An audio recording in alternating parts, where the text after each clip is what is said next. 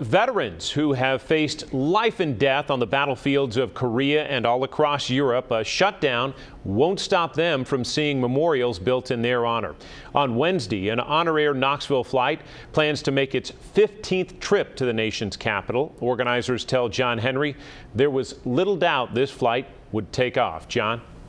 John, HonorAir Knoxville decided today they would not let the stalemate in Washington, D.C. stop them from allowing local veterans to visit the World War II, Korean, and Vietnam memorials. It's a trip they say they can't afford to miss.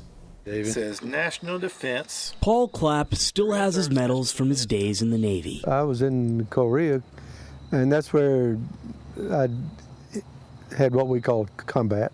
Clapp served his country during his early 20s. He flew planes at night, providing light to guide the Marines below. And they'd call me holler, they'll move it east about 3 miles, and we'll be right on it. But now, at age 84, he wants to go to the nation's capital to share those memories with his fellow veterans.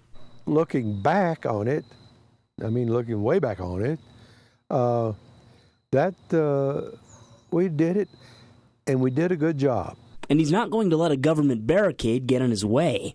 He and close to 130 other East Tennessee veterans will walk straight through them, just like these veterans from Mississippi did last week. That's what needed to be done, should have been done, and I'm glad they did.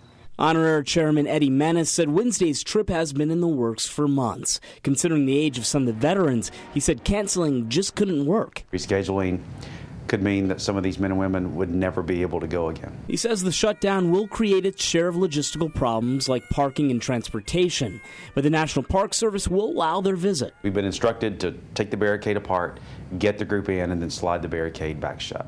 Clapp's son will escort him too, and other veterans into the memorials. He called the shutdown unnecessary, but his father isn't too concerned with the politics. He's just excited to see the place that represents so much. This is not just the final payment. It has a purpose. Now, John, the veterans' flight will leave McGee-Tyson Wednesday morning at 9.